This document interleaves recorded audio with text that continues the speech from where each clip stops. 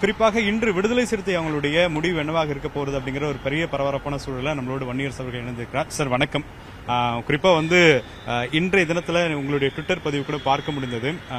ஆட்சியிலும் பங்கு, அதிகாரத்திலும் பங்கு. இது ஒரு நீண்ட கால விடுதலை சிறுத்தைகளுடைய ஒரு கனவாக இருக்கக்கூடிய நிலையில அதற்கான ஒரு இடத்திற்கு வந்தாச்சுன்னு பாக்குறீங்களா?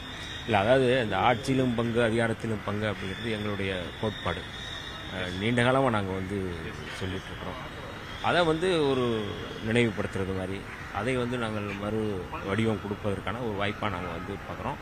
அதற்கு தமிழ்நாட்டு மக்கள் தீர்ப்பு கொடுத்திருக்கிறாங்க நான் பார்க்குறேன். இப்போ குறிப்பா விடுதலை சிறுத்தைகள் 3 கட்சிகளும், அதாவது கம்யூனிஸ்ட் கட்சிகளும் விசிகாவும் இணைந்து எடுக்கக்கூடிய முடிவு ஒருமித்தமாக இருக்குன்னு சொல்லியிருந்தாங்க. இப்போ 2 கட்சிகளும், கம்யூனிஸ்ட் கட்சிகள் ஏற்கனவே அதிகாரப்பூர்வமா கடிதம் மூலியமா கொடுத்துட்டாங்க. இப்போ விடுதலை சிறுத்தைகளும் அதே ஒரு நிலைப்பாட்டில் தான் இருப்பான்னு புரிஞ்சுக்கலாமா? ஏற்கனவே தலைவர் சொன்னது, தலைவர் கட்டாயம் அந்த மாதிரியான முடிவு தான் எடுப்பாங்க. அதில் எந்த மாற்று கருத்தும் இல்லை. அவருடைய முடிவுக்காகத்தான் நாங்களும் காத்திருக்கோம். குறிப்பா இப்போ விஜய் அவர்கள் முதலமைச்சராக கூடிய சூழல்ல கண்டிப்பா ஆட்சியில் பங்கு அதிகாரத்தில் பங்குன்னு சொல்லியிருக்கீங்க. ஸோ ப்ராப்ளி அமைச்சராக அது உங்களுக்கான வாய்ப்பு தான் அதிகமாக இருக்கும். சட்டமன்ற உறுப்பினர் என்ற அடிப்படையில் 2 நபர்களை முக்கிய நபராக நீங்க இருக்கிறீங்க. ஸோ எந்த துறையை தேர்ந்தெடுப்பீங்க? குறிப்பா எந்த துறை உங்களுக்கு ஒதுக்கப்படணும்னு விரும்புறீங்க? இல்லை, நான் கட்சியில் ஒரு அடிமட்ட தொண்டன் தான். திண்டிவனம் தொகுதியில் எனக்கு ஒரு அரிய வாய்ப்பு கொடுத்துருக்கிறாரு.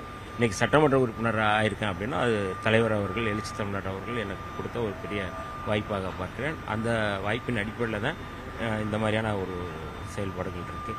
அதனால் எந்த வாய்ப்பாக இருந்தாலும் தலைவர் கொடுக்கறது தான். குறிப்பா விடுதலை சிறுத்தைகள் கட்சியினுடைய தலைவர் தொல் திருமாவளவன் அவர்கள் குறிப்பாக துணை முதலமைச்சராக வேண்டும் அப்படிங்கிற நேற்று குறிப்பாக அந்த காணொலியில் பங்கேற்றவங்க பெரும்பாலானுடைய கருத்தா இருக்கிறது. அது சாத்தியப்படுவதற்கான சூழல் இருக்கா? ஏன்னா இது ஒரு மிகப்பெரிய ஒரு இலக்கா இருக்கும் இல்லையா?